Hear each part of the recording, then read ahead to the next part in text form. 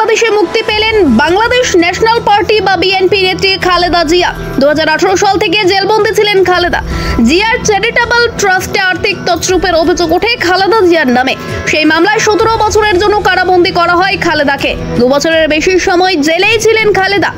যদিও তারপর গুলশানের বাড়িতে গৃহবন্দী ছিলেন খালেদা জিয়া। অবশ্য অসুস্থতার কারণে একাধিকবার হাসপাতালে ভর্তি হতে হয় তাকে। সোমবারই খালেদা মুক্তির ঘোষণা করেন বাংলাদেশের রাষ্ট্রপতি। মঙ্গলবার হাসপাতাল থেকে বাড়ি ফেরেন বাংলাদেশের প্রাক্তন প্রধানমন্ত্রী। বাংলাদেশের সংরক্ষণ বিরোধী যে আন্দোলন শুরু হয়েছিল সেই আন্দোলনের আগুনে আপাতত পুড়ছে সে দেশ।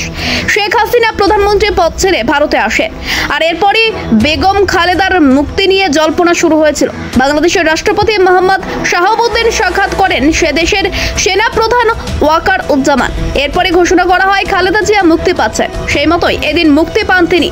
স্বর্ণকমল স্বর্ণবর্ষা 2 জুলাই থেকে 23 আগস্ট। মেগা লাকি ড্রতে 2টি স্কুটি, লাকি ড্রতে 7টি স্বর্ণমুদ্রা, হীরের গয়নার মজুরিতে 75% ছাড় এবং সোনার গয়নার মজুরিতে 20% ছাড় থাকছে প্রতি কেনাকাটায় নিশ্চিত উপহার। এছাড়া যে কোনো হলমার্ক যুক্ত গয়নার সমমূল্যের হলমার্ক যুক্ত নতুন গয়না কেনার সুবর্ণ সুযোগ। স্বর্ণকমল জুয়েলার্স, আজই আসুন আমাদের আগরতলা এবং উদয়পুরের শোরুমে। শর্তাবলী প্রযোজ্য।